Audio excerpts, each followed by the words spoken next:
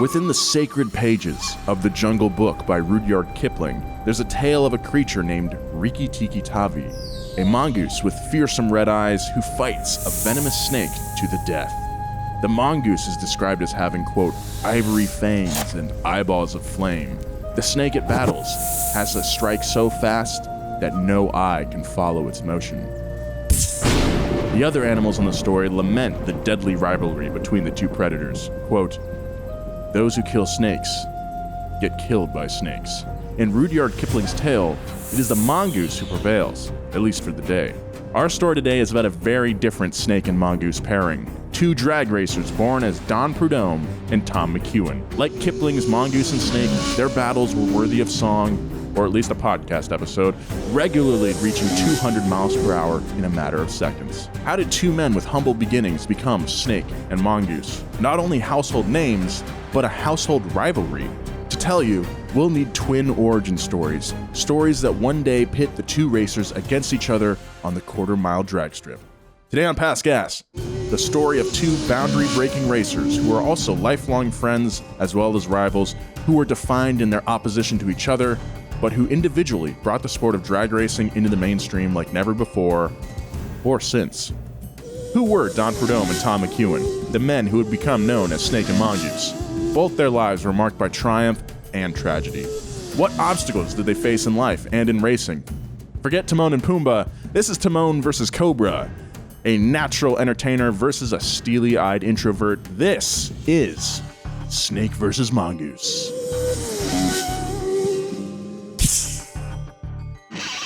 Pass Gas Podcast. It's about cars, it's not about sports.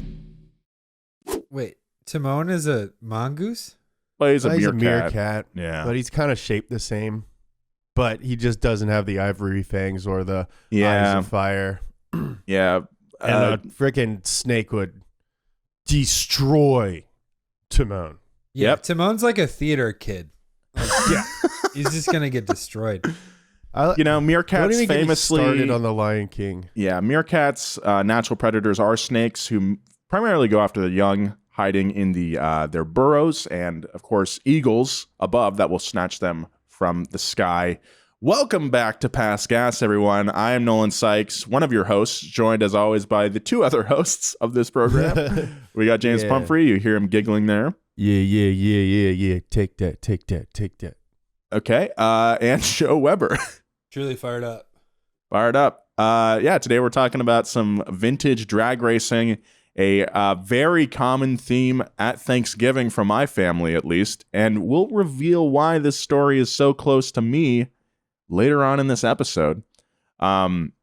I don't know if you guys know anything about this story. James, you watched a film. Yeah, I watched what I think is like the equivalent of like a Lifetime movie about these two guys. So I get like some of the context. It's pretty cool. Good story. Some sad parts. There's one pretty sad part. Yeah. Mhm.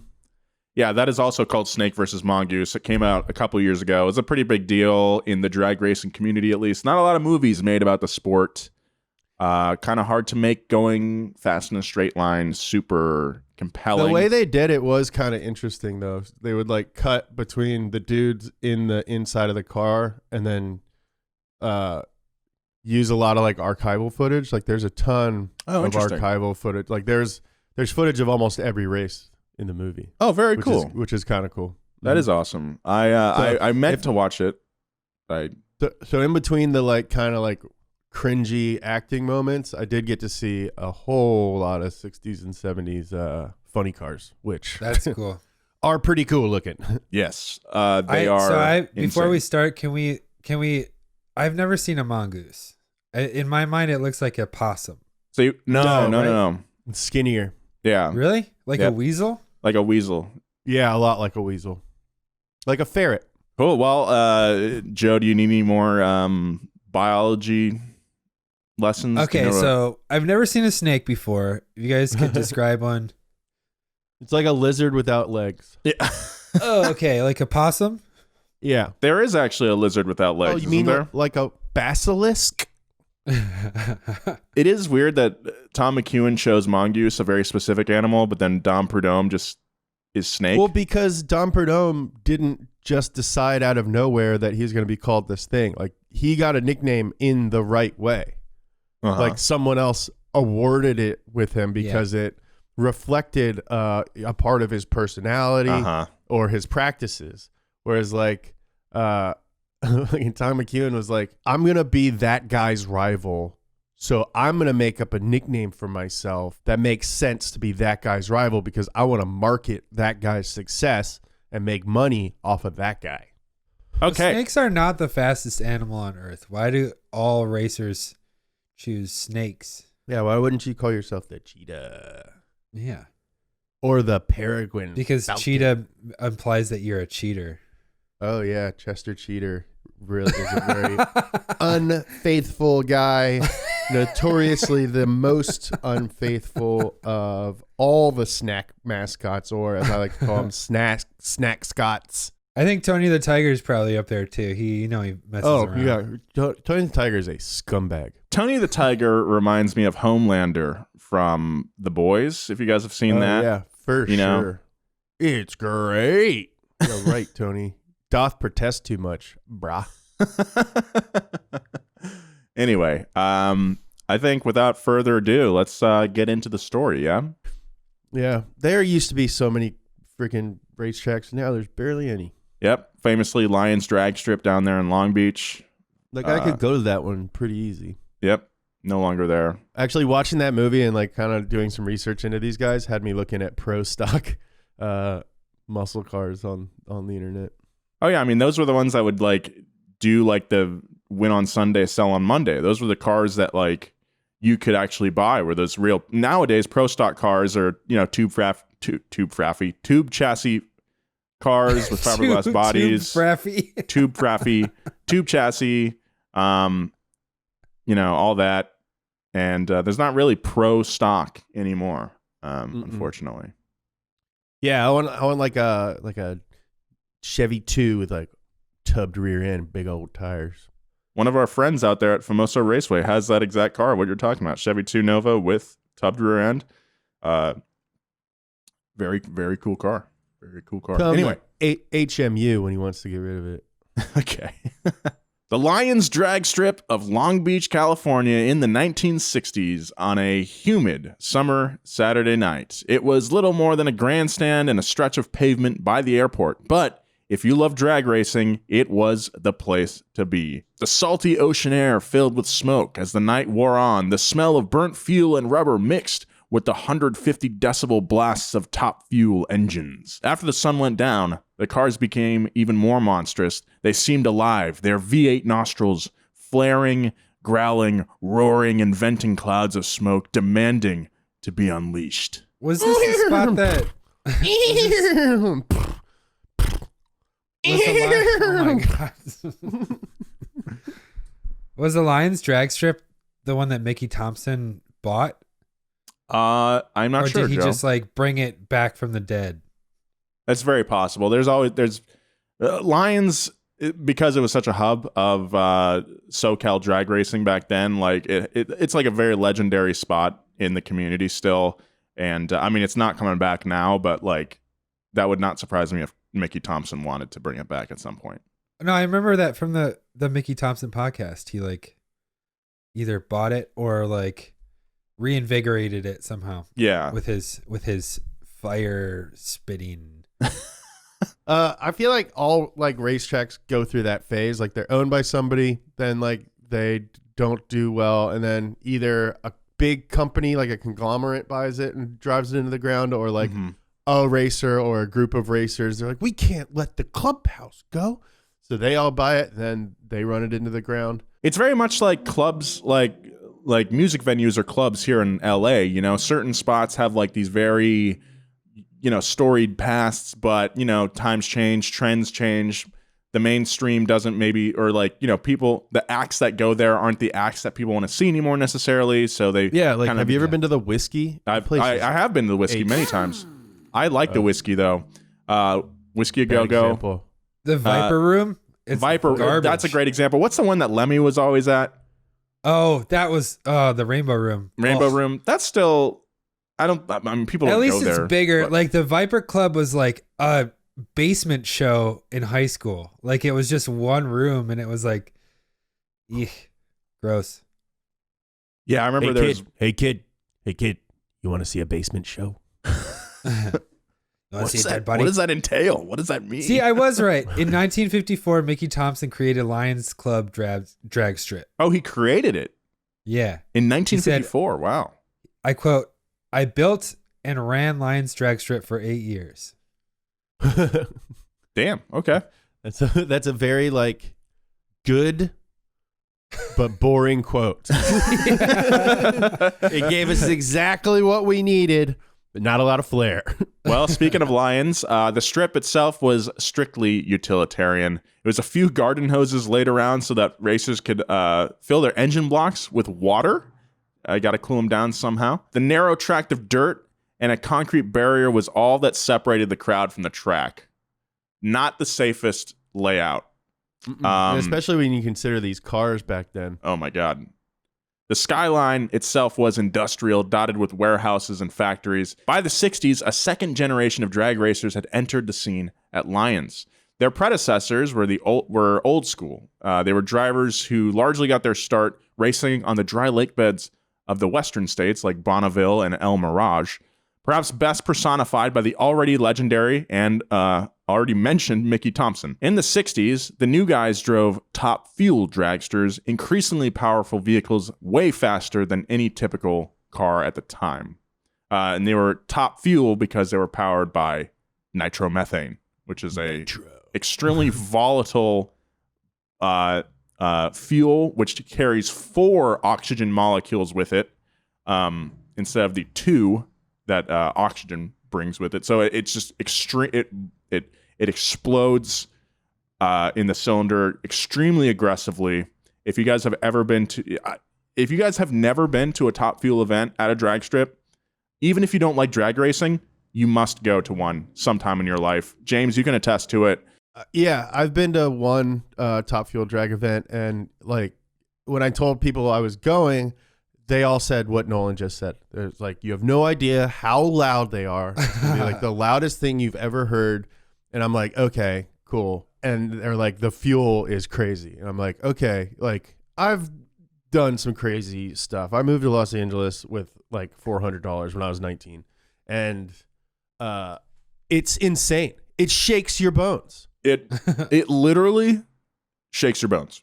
It literally shakes your bones and like makes you cry. Yeah, because the gas itself, when it goes through the engine, the exhaust, it is literally tear gas.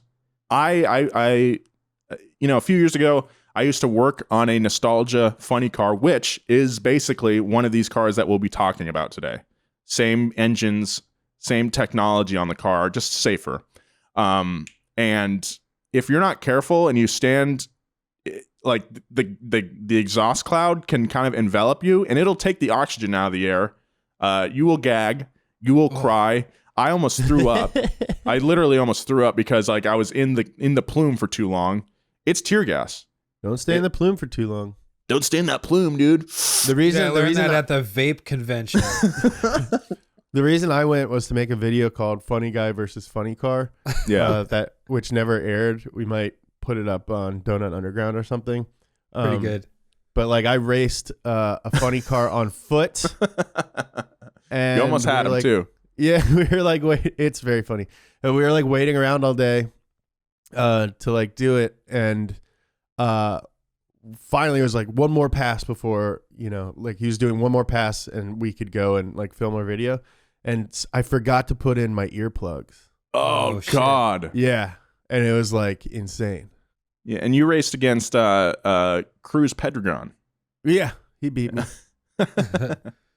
Wasn't everyone like pissed off at you in the paddock? Yeah, I mean, I got called I was wearing a bunch of spandex, like running gear, and I got called the other F word. Oh man, That's not very cool. By some like 70-year-old like photographer guy. Oh, okay. Well, Yep. Photographer. Yeah, photographers, don't get us started. What? Your pictures don't even move, old man. Anyway, Got him. These cars of the 60s, they were longer, lower, faster, and lighter than their 50s predecessors, and faster was the key factor here. By the early 60s, speeds were getting close to 200 miles per hour, and in the middle of the decade, drivers were regularly beating 200 miles an hour. The limiting factors was not only mechanical, but a driver's willingness to take on the risk or perhaps ignore the risk altogether. Modern versions of these cars can go from 0 to 100 in a physics-defying 0.8 seconds. In the 60s era, these were front-engine dragsters, meaning the driver wearing a mesh face shield, goggles, and a helmet, kind of looking like a Star Wars bounty hunter, would only be a couple feet behind the supercharger that was pumping that highly flammable nitromethane fuel-air mix. Aren't funny cars today still front-engine? Oh, yeah. All the top fuel cars. So there were funny cars, and then there were also like dragsters. Proper term is like the long skinny boys, okay? Yeah. And front engine dragsters is what I just described. So the driver is sitting behind the engine. The rear axle, you're sitting basically on the rear axle. Where the differential is at in these cars, especially back then, they weren't really taking safety super seriously.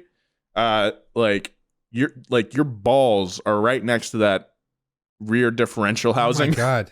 What if that just your explodes? Or your vagine. Or that. There's a lot of women in drag racing.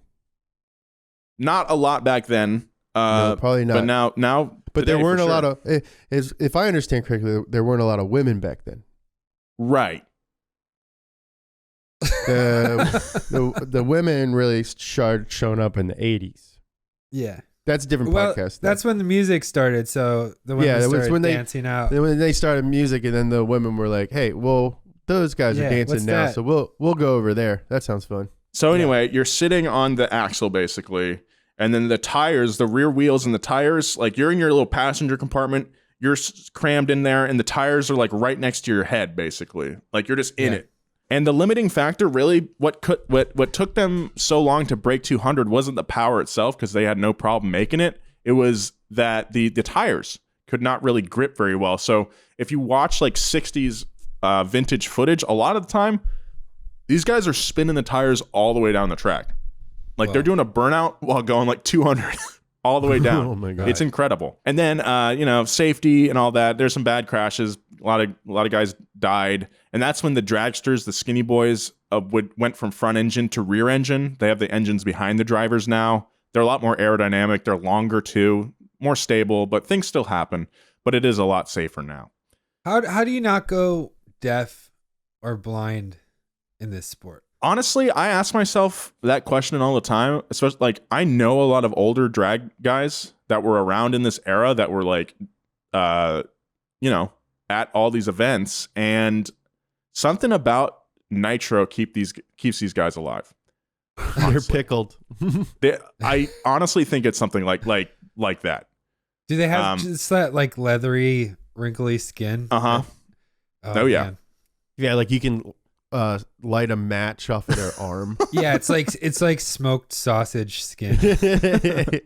60s drag racing also saw the advent of the funny car, which is, I think, my favorite dragster. In all seriousness, funny cars are essentially top fuel dragsters with fiberglass bodies that imitate the look of a car you'd see on the road, but with like cartoonish proportions. Also, the chassis is a lot shorter, which makes them a lot more difficult to drive.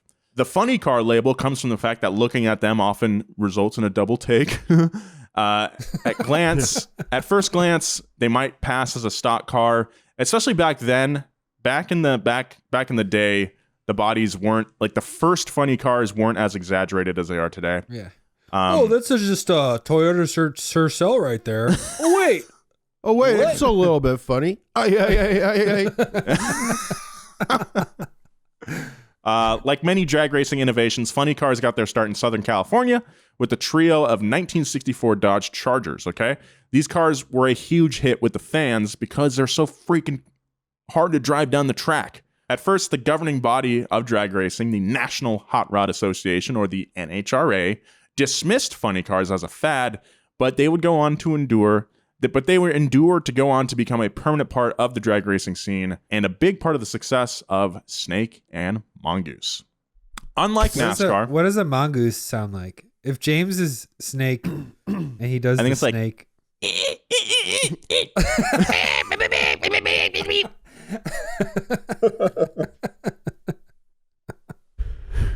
There's no way to know. We can't look this up. We have no idea. All right, so unlike NASCAR at the time, drag racing had no full-fledged national tour. There was no lucrative sponsorship deals either, little to no TV coverage. It was just a diverse group of enthusiasts, many of them with a near maniacal need for speed, passionate about pushing their cars and their sport to the absolute limit. If you were one of the top names, you might get a few $100 to race at a track, but money to keep the cars fueled and in working condition was often hard to come by. The fuel was expensive. By the mid-60s, nitromethane was $5 a gallon or about $40 a gallon in today's money.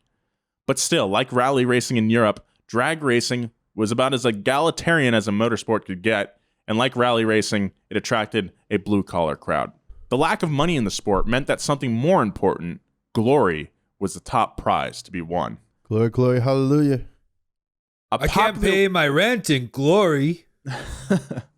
A popular way to win that glory was match racing. Drivers going head-to-head in a series of contests, often spread out over multiple events. Kind of like pro wrestling, there were storylines and rivalries, with races lasting only a few seconds. It helped to have some off-track drama to supplement the racing, and I think that's drag racing's one of their main issues today. No drama? Well, it's just that, like, it's all, you gotta let the drivers talk, you know? Yeah. I think that's the problem with pretty much every sport. I think so. I think that's why I love Lewis Hamilton, but his answers are so like canned and polite, and I'm like, come on, just like talk shit about. Well, you do have to remember that Verstappen. He's a Brit, so it's gonna be kind of polite like that anyway, you know? Yeah. But yeah, like, you're right. I think that's why like FD hasn't taken off. Like if they really wanted Formula Drift to be a national sport, they should just like lean into talking. If there's one motorsport I would compare to drag racing of the 60s today, it is Formula Drift, because it's the same thing. Like there's not a lot of prize money in this unless you're like one of the top guys like Forsberg or Vaughn. Like you're not getting rich off this, you know? So, you're basically trying to keep your car running all season. Exactly. And you're going after it because you love doing it. You know, you're going to these events because you love getting sideways, and you're just trying to get a shot into the top 16, you know? Right. Yeah, and there's like two guys who you can look at and be like, if I freaking win enough, I could be like him. Mm-hmm. Yeah, so that's a great comparison, James. Thank you, Nolan. You're welcome. But like, yeah, in FD they should like even though Vaughn and, you know, Forsberg are good friends, and like Vaughn goes and swims at Forsberg's house and vice versa. I've been swimming at both those guys' houses, FYI. Like they should like create like characters where they're just like they hate each other. Yeah. Uh-huh. Yeah, like the zebra and the lion. Yeah. Vaughn the zebra and Forsberg the lion. I think that would help so much. Like, especially in this age of like, you know, freaking Logan and Jake Paul fighting pro fighter. Like, I don't know if you guys saw Jake Paul's call out video to Conor McGregor, but that's like one of the reasons I love, like, I used to be really into MMA. He's going to get murdered. Yeah. But that's one of the reasons that like there's so much hype around these fights, is that they just talk so much between the fights. It's awesome.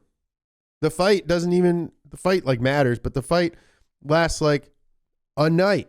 The shit talking lasts months. And it just means so much more when you have these storylines, you know? Anyway. It's like even if you hate the guy, you're like, oh, I hate this guy. I'm tuning in to watch him get his butt whooped. You're still tuning in. They're still getting their pay-per-view money. That's right. Remember when he went, who the f*** are you? Who the f*** are you? Who the f*** are you? I don't want to fight you in MMA. I want to do ballet. I want to do ballet. I don't want to do rally. I want to do ballet. So just to add to that drama, these guys would have nicknames, right? So you got like TV Tommy Ivo, who we've got to do. Like, this is what they got to do in FD. It's just like the WWE. Read some of these names, Nolan. TV Tommy Ivo, TV Tommy Ivo, who was an actor. We've got to do an episode on him. He has like some of the craziest dragsters ever. Then you got the Greek Chris Karamessinas. They only know you as the Greek. The Greek. You got Big Daddy Don Garlitz. There's the Zookeeper, the Bounty Hunter, Gentleman Joe, Roland Leong. I've met him. He was the Hawaiian. You got the Mangler, and then last but not least, you had Don the Snake Prudhomme and Tom Mongoose McEwen. By the late 60s, Snake and Mongoose, known to their mutters as Don Prudhomme and Tom McEwen, respectively, were at the height of the top fuel drag racing pyramid. Nobody knew it back then, but they were in a golden era of drag that was about to come crashing to an end. Lion's drag strip would close in 1972, shut down after a persistent campaign from not in my industrial area neighbors in the city of Long Beach. This blow was followed the next year by the 1973 oil crisis. T-shirts available now at donutmedia.com. What a natural plug, James. Thank you. Which forced the drag racing world to reconsider their nitro chugging ways. Although they shared a passion, Prudhomme and McEwen couldn't be more different in temperament, background, and approach to life. When you hear their stories, it might be tempting to try and pick a bad guy and a good guy, someone to root for and someone to root against. But their story is so much more than that. If you pick a favorite, it might say more about you than either of these two drag racing pioneers. We start with Don Prudhomme, better known as the Snake.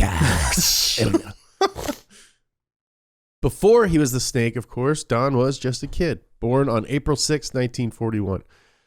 By the time he was a teenager, he was, according to a fellow racer, a tall, skinny kid with slumped shoulders and a walk like he was carrying the weight of the world on his back. He had an older brother and 3 younger sisters, the pleasingly named Judy, Joyce, and Jeanette. Oh. The Prudhomme family was solidly working class. Don's dad had a body shop, and Don loved to hang around and help him out. Just like Colin McRae, Don's first driving experience was handling the steering wheel in his dad's lap. Don's dad would use old Dodge clunkers as loaner cars for his customers, and when they weren't in use, Don had free reign to drive them around the San Fernando Valley. Given all this youthful experience, Don remembers that by the time I got my driver's license, I was a whiz. I passed with flying colors. While driving came easy, other parts of Don's childhood were more confusing. When Don was just a baby, his family had moved to Southern California from a Creole region of Louisiana. Like many Creole people, the family was mixed race. When they moved to the valley, the light-skinned family often passed as white, but not always. When Don came home from school and told his dad that a kid called him black, his dad said, "You're not black, son, you're French Creole." That's why I recognize the last name, is because Paul Prudhomme, the spice guy, right? Yeah. Mm-hmm. That's actually Don Prudhomme in a costume. Oh, yeah? Yeah. What? That dude's videos are really good, though. His voice is insane. I guarantee. Don's parents understood that admitting to their mixed race heritage would put them at a societal disadvantage in the California of the 1950s. But for Don, it was a constantly disorienting challenge to his identity. Kids would call him names and he'd fight them, then wonder why certain names kept getting used. It stayed complex well into Don's adulthood. Even into the 70s, when Don was an established drag racer, his response to black fans asking if he was a brother was to answer, "I'm everyone's brother." Like Wendell Scott in NASCAR, Don's ability to navigate the white world of racing was hard-won, and it made him understandably reluctant to address racial issues until later in life. Interestingly enough, Don published a book in 2020 titled My Life Beyond the 1320, where he addresses these issues and more, so pick up that book if you want to learn more about it. Maybe I'll get that for my dad. That's fun. Teenage Don would soon acquire a Mustang motorcycle, really more like a mini bike, using it to deliver newspapers and make some money. Eventually, he traded up to a 48 Mercury, and with that car, would travel to his new favorite place in the world, the drag strip. He'd often go with his girlfriend Lynn, later to become his wife of many decades. Prudhomme didn't just want to watch, however, he wanted to race. Don bought a 1927 Ford T Roadster and dropped a Buick V8 engine in it. Ooh, yeah. Like many racers of the time, he joined a car club. His was the Burbank Road King. Hell yeah, dude. A fellow member we of start at Volcano, and then we go all the way to Islands. I bet that's still a club, and they meet up at Bobby's Big Boy. Oh, you gotta for go to sure. Bob's Big Boy, dude. Yeah. A fellow member of the Kings, Tommy Evo, nicknamed TV Tommy since he'd appeared in a few TV shows, was impressed enough with Prudhomme's driving to invite him to go on tour with him in 1960. They drove around the Midwest in a Cadillac limousine, towing a twin-engine race car. That's so cool. The experience with TV Tommy gave Don his dream. He wanted to get paid to race, very fast, in a straight line. If we ever do a donut tour, we should buy like a double-decker bus and just like make it nice. And tow low car around. Yeah. You have to. Yeah, it's broken. Don would get his first chance on that tour. They'd reached a drag strip outside of Chicago where Evo was slotted to race against Chris Karmazines. Karmazines. He's Greek. That's hard. And he is Greek, and he was actually known as the Greek. Yep. He was the #1 ranked drag racer of the time. Evo was invited to a party the night before the event at the Greek's house and generously invited the teenaged Prudhomme to tag along. Don was thrilled. The Greek was his idol, and now he was his guest. In Don's words, the Greek's wife met us at the door, looked at me and said, "Oh, isn't he cute?" I turned 3 shades of red. I was so embarrassed. I was the youngest one at the party. There was a guy at a bar, and he had a holster with a gun in it. Nothing happened with the gun, but it gives you a window to the kind of wild 60s scene the teenager had just stepped into. Don stops the story there, so you'll have to let your imagination take over. And then the grill wouldn't start, and then the guy with the gun pulled it out and whipped it and shot the grill, and it started on fire. He cooked all the steaks with the gun. And then the woman said, "Ain't that cute?" I think she just said that about everything. The next day, Tommy TV upset the Greek in front of his hometown ground. In a victorious mood, Tommy asked his squire Don if he wanted a turn in the top-of-the-line dragster. Up until that point, Prudhomme had only driven modified street cars, but he wasn't going to miss his chance. Prudhomme strapped into the car and had his first run. One sufficiently fast enough not to embarrass himself in front of Tommy and the Greek. When Don got back to Southern California, he bought one of Tommy TV's old dragsters and started to drive regularly, posting faster and faster times at the strip. That's pretty sweet, man. so That's cool. like if Eddie went on a tour with Chris Forsberg, Yeah. And Forsberg was like, or like if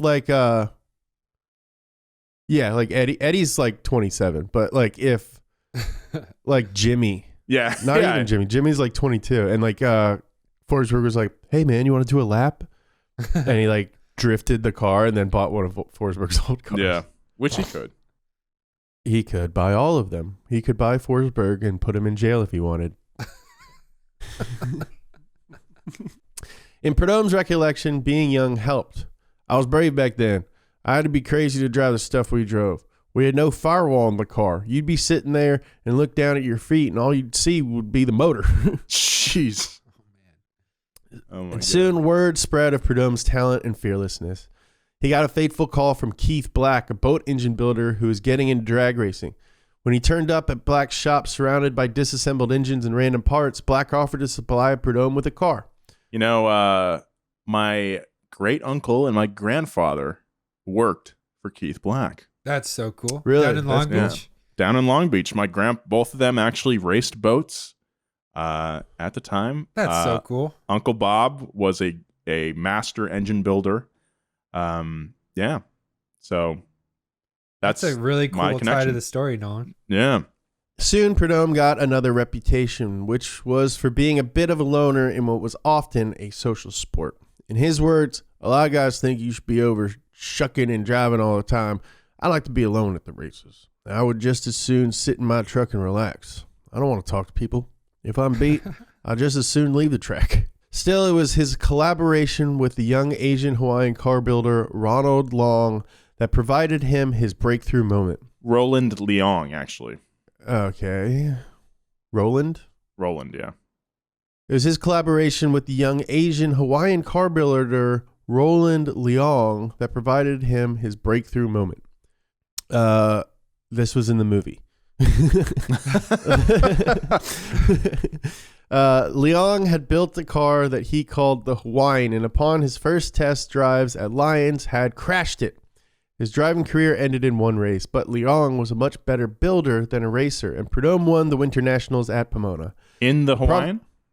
In the Hawaiian's car, yeah. Oh, very cool. In the movie, I don't know how much of this is artistic license, but Leong was just basically like, I wrecked a car, so my family won't let me drive the car anymore.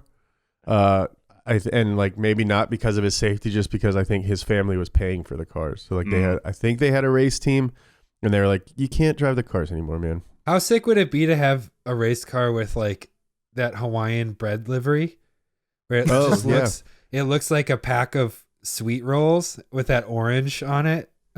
They still bring out the Hawaiian at the at various nostalgia drag events here in California. Like there's the ones I've been to. There's the March Meet at Famoso Raceway, and then the Hot Rod Reunion also in Famoso over there in Bakersfield. And there's a current nostalgia car that has the Hawaiian paint scheme that it did back then. But they also bring the original car along as well. This thing is sick. Oh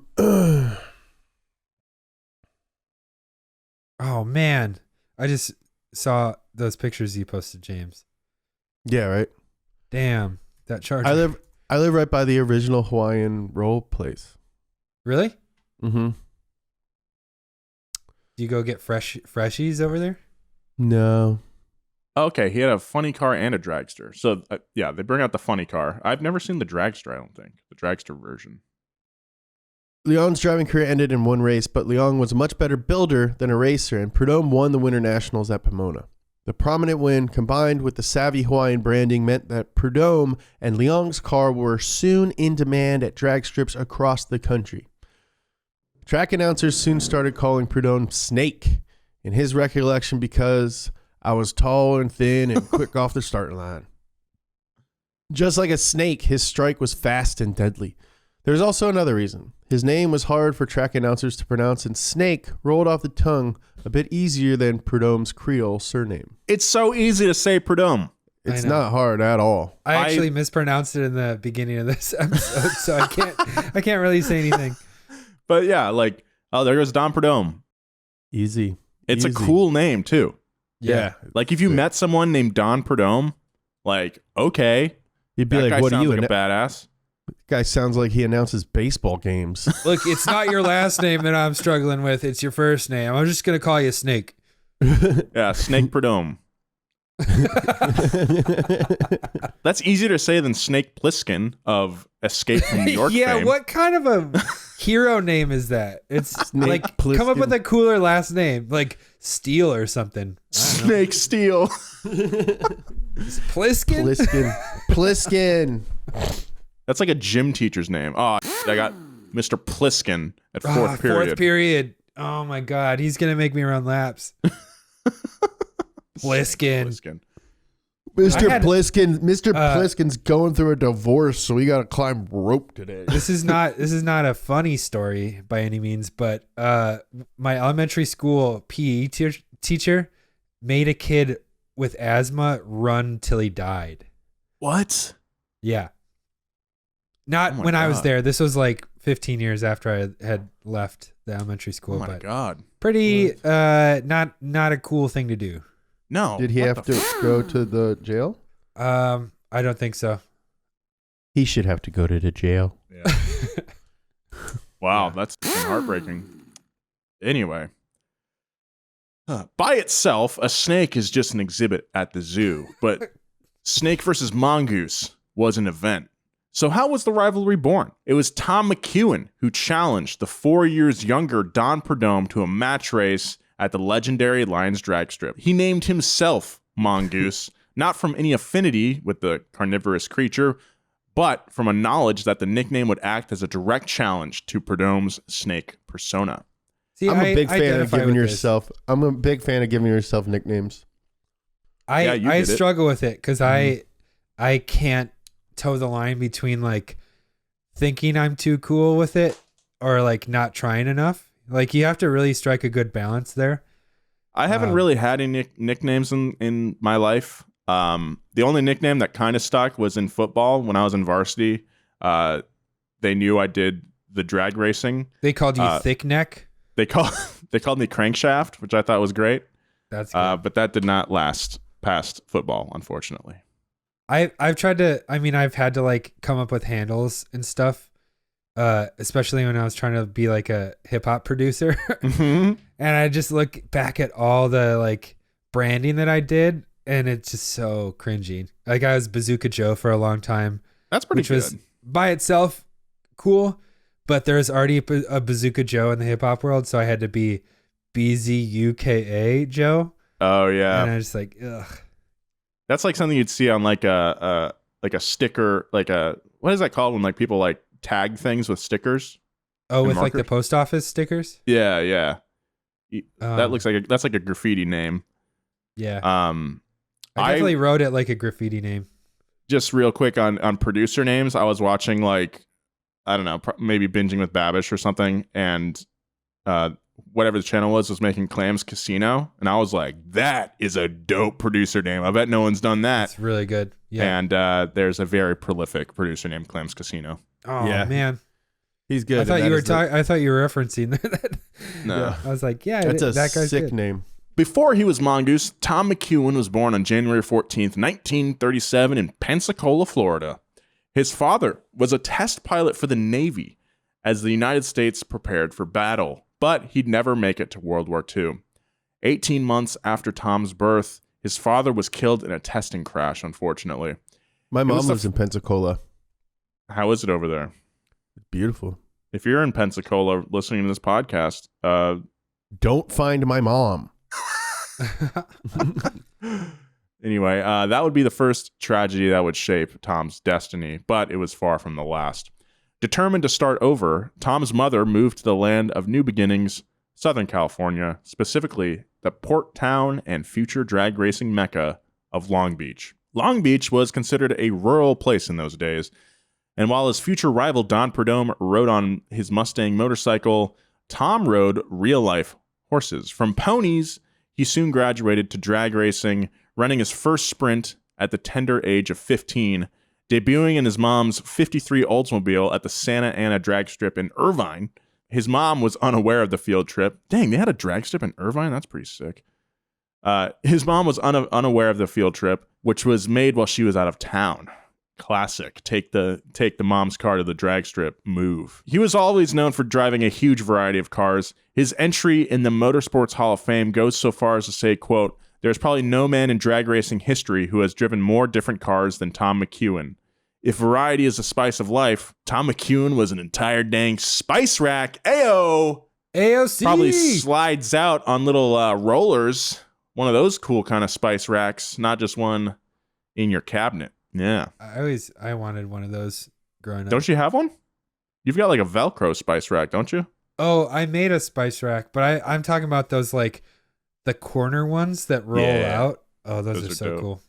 Tom McEwen put those flavors to good use. Unlike Prudhomme, McEwen was outgoing and put more of an emphasis on the show. In his own words, quote, "A big following and good performance is better for sponsors than big wins and no following.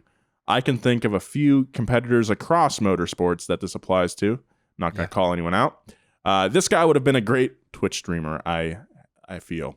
In his early days, McEwen raced stock cars, but as Top Fuel cars gained in popularity, Tom, along with many other young drivers, was drawn to the more powerful, custom-built racers. In the late 50s, concerned about safety, the NHRA actually took the unusual step of banning nitro in its dragsters. What? They said only use nitro. You're listening to Dom too much. Like, how do you miss the mark so hard with that line? That was the It's hardest. so weird. That was like the hardest I think I've ever laughed on video. That was amazing. If you haven't, It's like that. So many reasons. Like, which one is that from? 4? Yeah. That's from 4, yeah. The one where Letty has amnesia, or the one Yeah. where No, Letty she's dead? died in that one. She's Yeah, not in so it. we think Letty's spoilers. dead. Yeah, it's just like so weird, such a weird line, and also just like a misunderstanding of like what car people think. It's like nitromethane is sick. It's crazy that no one on set was like, hey, that's actually not, we shouldn't say that. Yeah, that's actually just very Actually, weird. if you go to a drag strip, the nitro drivers are like the only ones that people really care about. Like Yeah. they're the rock stars because nitromethane is so freaking dangerous. That's so funny. Anyway, if you don't know what we're talking about, watch this most recent D-list and you will know. Okay. It debuted right before this episode came out on Friday. So Whoa. check it out. Yeah, Isn't dude, that prescient? You work that calendar like a spatula. Thank you, man. I appreciate that. Southern California was home to a few drag strips that defied that ruling, running so-called outlaw tracks that allowed nitromethane, baby. Long Beach was among these tracks, surprisingly, and the danger was evident. On October 22nd of 1960, a title-winning drag racer known as Leonard Harris was killed testing a car. Harris was on one of the few sponsored teams of the era, Albertson Oldsmobile, and uncomfortably, his death meant a major opportunity for Tom McEwen. Harris's spot was open on the Oldsmobile team. Well, his first error was getting his car sponsored by a grocery store. Yep. We can cut that. That was bad. I thought that too when I was reading it. Albertson. It might actually be connected to Albertsons. Really? I think Albertsons is a California thing. No, You might be right. Yeah. they have Albertsons in Florida too. Well, I don't know what the hell. I was speculating. At first, McEwen struggled with the hulking front-engine Oldsmobile, whose massive power required much more finesse than he was used to. Tom recalled that, quote, you had to drive that Oldsmobile by slipping the clutch and using the brake to keep the tires from smoking because it had so much power. Wow. McEwen wouldn't have to struggle for long, however, because as we mentioned, the 60s brought along huge changes in the form of lightweight cars. Tom's Oldsmobile car had a front engine chassis that was little more than a frame and a streamlined fin-like protrusion above the driver's compartment above Tom McEwen's head, which soon earned the car the nickname the Shark. This thing is sick. Like he's sitting behind the rear wheels. Yeah, so that's what I'm talking about with those front engine dragsters. Yeah. So his legs, so like in that passenger compartment right there, like his feet are in front of the wheels right there. That's where the gas pedal's at and stuff. Yeah. But they were really experimenting with aerodynamics at that time as well. That, nowadays a lot of these nostalgia front engine cars don't really bother with these kind of more advanced fiberglass compartments. They just have like just a fiberglass surrounding the driver's compartment, nothing really over the tube chassis over the head or anything like that, because it doesn't really make too much of a difference. But yeah, these things have pretty short wheelbases and they are a handful to drive, especially in that nitro class. But what about McEwen's own nickname, the Mongoose? McEwen had watched Prudhomme gain prominence behind the wheel of the Hawaiian, becoming famous as the Snake.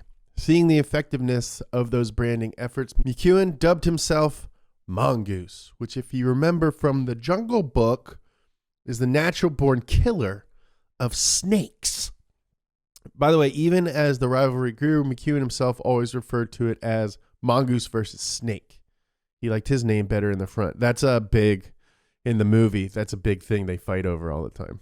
It just sounds better to say snake versus mongoose. Way better. Mongoose versus snake. You're putting too many syllables in the front. You're front loading those syllables. You gotta do the opposite. Yeah. Also, the Snake won a bunch. He won the Winter Nationals like four times in a row, and then I think McEwen only won it once. Marketing, baby. It's all about branding. Get that he's brand the branding going. guy. He was basically like his manager that also raced against him. Yeah, that's awesome. I like that. The site for the first round of Snake and Mongoose would be McEwen's home track, the Lions drag strip that had once been managed by Mickey Thompson himself. The sequence of lights was amber, then dark, then green. McEwen had raced the track so many times that he had an instinct for when the green light would turn on, versus Prudhomme, who actually had to see it. He would, McEwen would, back then there was just like a guy. Is it still this way, Nolan, where there's just like a guy in the middle, right by the tree with an actual switch? No, not anymore. I mean, nowadays, so let's talk about the Christmas tree real quick. So drag racing, of course, is, both cars start at the start line, go to the finish line. Whoever gets there first wins. With heads up drag racing, so you have the Christmas tree. I'm not sure if back then they had the stage and pre-stage lights. If you can remember from the movie, James, I'm not sure. What are those? So those are the little. So you stage the car, so you're in like. It just like make sure you're as close to the starting line as possible. It's just a more reliable way of doing it instead of like having someone tell you when to stop, basically. Yeah. So you stage and then you pre-stage, then you stage, and then once both drivers are staged, that's when those amber lights come on. And nowadays it's randomized, so you can't predict when they're going to come on. So neither drivers have an advantage. That's cool. Yeah, so it's randomized when those amber lights are going to come on, and then it goes green. The trick, though, is to not go on green. You got to go when those lights before green. When those lights come off, it's like a weird. You got to feel it out. When those lights come off, you hit the gas pedal, and by the time your car starts reacting, then the light will have been green, and you'll have the advantage. So McEwen apparently would watch. So there used to be a guy standing right by the tree, like in between the two racers, and he would watch. And he was just like a dude with a switch, like a little box light switch thing. And McEwen would like he would talk about how good he was at like reading body language, and like all like especially at Lions, but like especially at Lions, he like knew the guy's body language and like his quirks. Yeah. And so like weird. he would know before the guy would switch. I love how confident Tom McEwen is. Tom McEwen is excuse the pun, he's a snake oil salesman.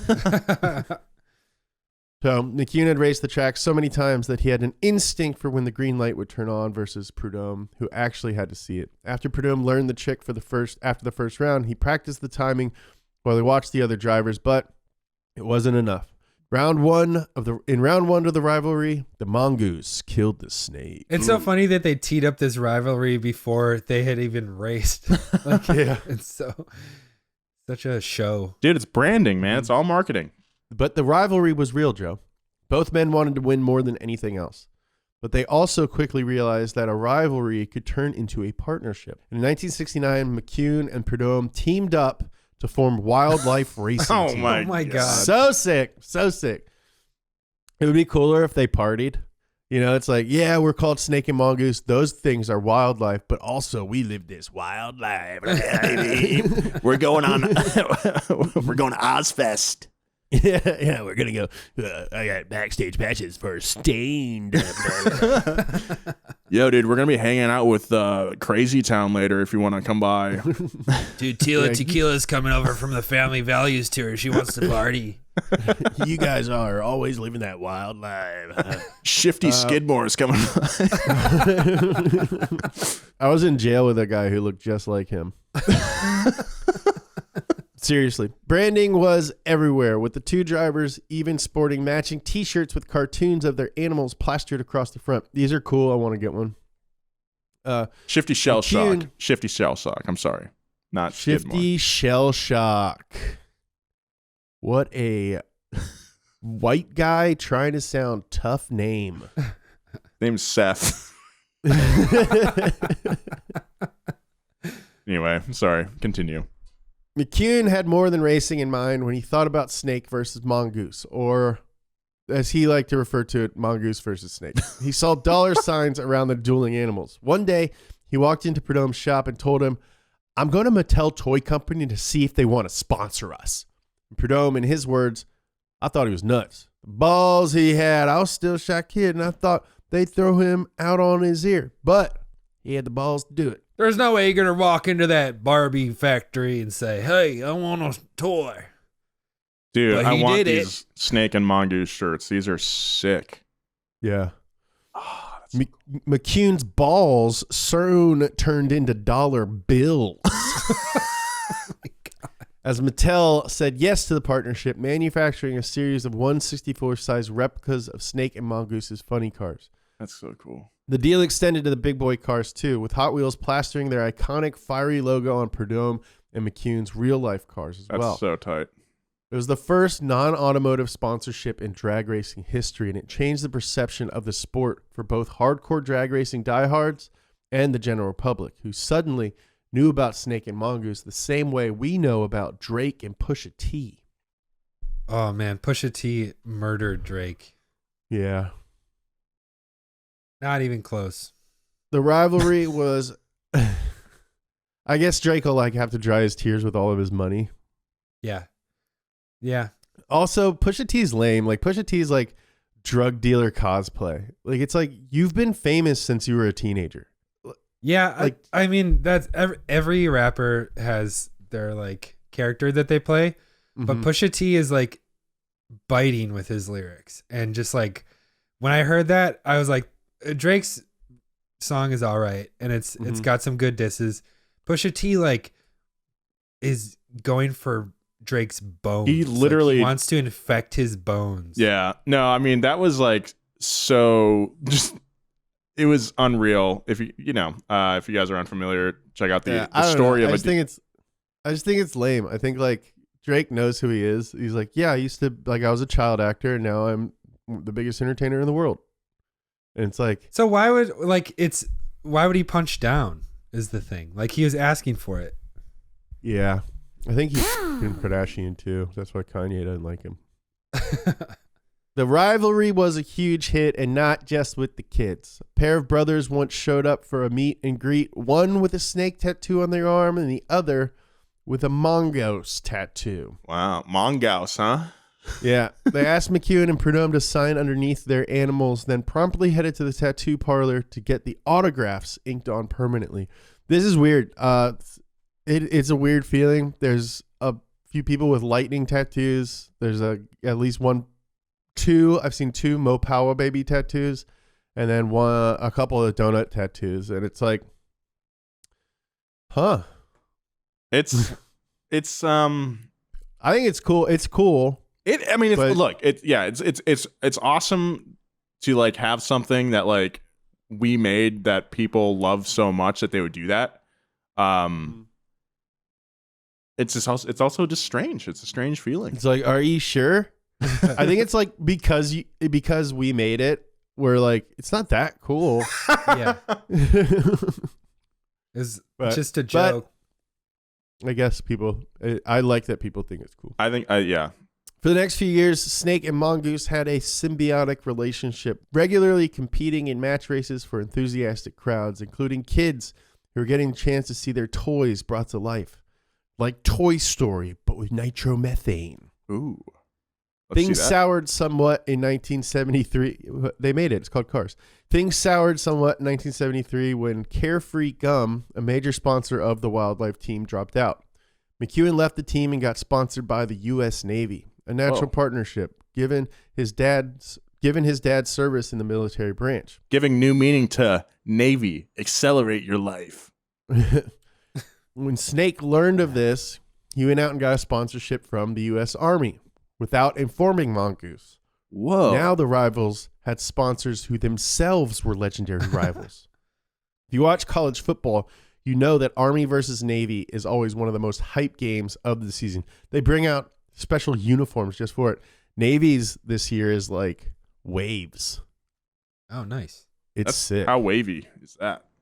Is it like that Japanese traditional wave, or is it like a normal wave? No, it's like if you were on an aircraft carrier in the middle of the ocean during a storm and you looked straight down. Oh, I like that. It's cool. The creepiest kind of waves. Oh yeah, I see it. Cool. Deep water waves, baby. Deep water waves. Rough oceans. You don't want to see that. You don't want to know about that. You don't want to know about that. You Snake also better had a hope that basketball doesn't roll off the side of the carrier. Snake also had the reputation for having a hot temper, unusual for such a cold-blooded animal. Ooh. When his mechanic forgot to replace the filter plug while changing the oil before a race, Snake was humiliated when, after he was pushed to the line, he tried to pull a burnout and a spume of oil flew from his engine, soaking the driver inside his car. That shit was hot. Oh, yeah. Yeah. He still wanted to race, waving his guy over to try and find the plug. If I could, I would have stuffed the mechanic's hand down the oil pipe. Use it as a plug. Prudhomme recalled, the plug or a hand was nowhere to be found, and Snake tried to get out of his car, ready to swing at his mechanic in retaliation for the costly error. The only problem was that the Snake was so slick with oil he couldn't wriggle out of his cockpit. Aw. Every time he got a little bit out, he'd slide right back in, all the while screaming at his mechanic, who by now doubled over, not from a blow from Snake, but with laughter. This guy's a dweeb, a jerk. It's like, you messed up. You got hot oil all over your boss, and now you're laughing at him? Meanwhile, in 1974, a chance business deal would bring McEwen and Prudhomme an unexpected financial boom. A man named Skip Hess had a bicycle company called BMX Products. He wanted to increase his reach by creating a low-cost brand that would focus on selling bikes and scooters to kids. And he thought the Mongoose name would be perfect. He was right. The company soon turned into a billion-dollar brand that's still sold at Walmart today. And chances are, if you were a kid of the 90s, you or one of your friends had a Mongoose. My buddy Bergdorf had a Mongoose. Bergdorf. My friend had a Mongoose. I had a Dino. Which Very nice. which BMX company did Matt Hoffman ride for? Hoffman Bikes. Hoffman. I had a Hoffman too. Do you used to BMX? Yeah. Do you think you can still bunny hop? Yeah. I've never seen you on a skateboard. I've never seen you on a BMX bike. Yeah, I'm old. My first like serious bike, like I had a Huffy when I was a kid. I had two Huffies, and then I had a Redline, which I was super proud of. I loved that thing. Love my Redline. I was never good enough at either of those things, Joe, to like translate into adulthood. Well, the weirdest thing is I might be buying a car from a guy that sold James his first car in LA. And he said that when like James went to buy his first car, his girlfriend said that he's been skateboarding everywhere. And I was like, I've never seen him skateboard, let alone use it for transportation. Oh, I used to skateboard from like Century City to Wilshire and Western What? train station almost every day. That's crazy. Yeah. You and Joe Hartzler were like the road warriors. Yeah. While their match races made them a household name within official National Hot Rod Association events, the Snake versus Mongoose rivalry was more of a side story. The annual NHRA contest held at Lucas Oil Raceway in Indianapolis was typically a field of the top 16 cars competing in head-to-head contests until a winner was crowned. In 1967, since there's only two guys at a time, it's like a bracket at a drag event. In 1967, the NHRA finally relented to the popularity of the funny cars and added a second category for them. Of these races, Don won the main category in 69 and 70, as well as 73, 74, 77, and 89 in the funny cars. That's a dry spell right there. You know it, brother. Yeah. Can you imagine like staying in it for 12 years of not doing well? Yeah. A lot of these guys do that. They're in it for a long time. Drag guys, they can be... Not all about winning, James. John Yes, Force was like into his 70s, I think, racing. Maybe. Let's see here. No, he retired. Into his 60s. On the other hand, up until 1978, Mongoose, despite all of his fame, still hadn't won an NHRA title. Days before the event in Indianapolis that year, his participation actually seemed doubtful. Tom's 14-year-old son, Jamie, had just died after a battle with leukemia, unfortunately. Although in previous years, Tom and Don had gone for months or even years without much contact, they'd been in touch that year, with Don keeping tabs on Jamie's condition throughout the season. Despite his grief, or perhaps because of it, Tom raced better than he ever had before in the funny car division at the Nationals. Snake was also in top form, and as the heats went on, both drivers won race after race, getting closer to each other in the bracket. Finally, it was down to 2 cars, and unbelievably, it was Snake versus Mongoose in the finals. Nice. They should make a movie about this. Don set his sympathy for Tom McEwen aside. In his words, quote, "I'd never thrown a race in my life. Going all out to win with all the prestige and history and money that it represented was just part of what we did. And yeah, Tom and I spent a lot of time together, what with his son being really sick and so forth, but we also battled a lot on the circuit." Although the colorful names were straight out of pro wrestling, unlike the WWE, drag racing wasn't staged. A fact that was important to a competitor as fierce as Don. He emphasized that, quote, "When we came to town to race, it wasn't just to put on a show, it was to beat one another, and I think that the fans appreciated that. They knew that with us, it was for keeps." If it was for keeps at a small-town dragster, it was certainly the same standard at the biggest stage of the National Hot Rod Association, the final race at Indy. The Christmas tree went green.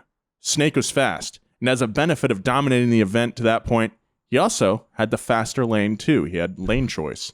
But the Mongoose was faster. He won his first and only NHRA U.S. national title just a week after his son's death. Oh, man. The far lane was faster that day. That's what it was in the movie. Far lane faster that day. When you have a loved one die, it just like pushes you into this crazy Zen state. I feel like you're just trying to put it out of your head maybe. And it like, I heard that the night that Chris Paul's dad or grandpa was murdered when he was in high school, he scored like 60 points in his basketball game. Oh my God. Prudhomme's usual move after a race was to retreat into solitude, but after that loss, he got out of his funny car and made a beeline straight for Tom's car.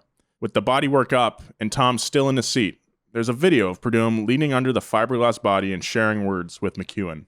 It's unclear what was said, but the simple act of congratulating and consoling his greatest rival spoke volumes. When McEwen finally got out of his car, he clearly couldn't speak, and as his crew embraced him, countless complex emotions played across his typically carefree face. Prudhomme walked off quickly, leaving the man to his victory and his sorrow, but the connection had been there for all to see. In 2018, Tom McEwen passed away at the age of 81. Countless drivers and people Tom had interacted with over the years spoke out about the greatness of the Mongoose, who had lived life to the fullest and brought notoriety, money, but most importantly, fun to drag racing. But it was his old rival and partner Don Prudhomme's words that probably had the most impact. In the end, it wasn't the rivalry that Don remembered, but the friendship. These were Don's words on his relationship with Tom. Quote, "We'd argue like cats and dogs, but when it came time to stick up for each other, if someone had said something bad about the other one, we were ready to fight for each other. It's the end of an era. He was a guy who did so much for drag racing and showed so many people how to get sponsorship and bring them into NHRA. I hope it goes into the history books that he was the guy who did that. I'm going to deeply miss him. It's a sad day." We've all had someone in life who challenges us, who sometimes makes us mad, but always makes us better, who loves the same stuff as we do, but just has a different perspective on it. A perspective that in time we realize has added a whole new dimension to our own lives. A little tension, a little competition, and a ton of love and respect is what makes friendly rivalries like that of Don Prudhomme and Tom McEwen, Snake and Mongoose, truly great. So, if you haven't already found them, go out there and find the snake to your mongoose, the mongoose to your snake. Maybe if your exploits are great enough, a bird will sing of your exploits like in the Jungle Book. Maybe we'll make a Past Gas episode with your name on it. You see this a lot. Like, we saw it with like Prost and Senna. Mm-hmm.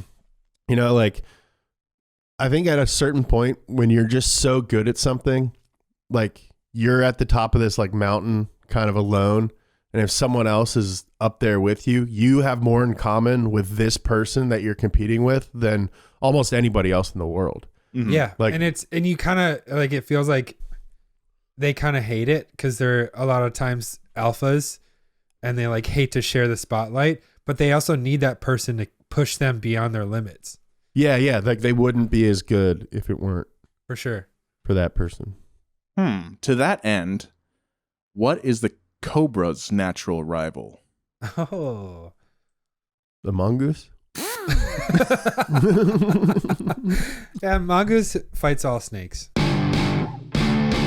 Anyway, I hope you guys enjoyed that episode. I certainly learned a lot about drag racing history. I hear about this stuff, okay, like every time I go home, every time I go to Thanksgiving, I hear about this scene pretty much nonstop. So it's cool to be able to share that. I want to go to Thanksgiving with your family. I think it'd be really fun. And polite. You seem like you have a polite family.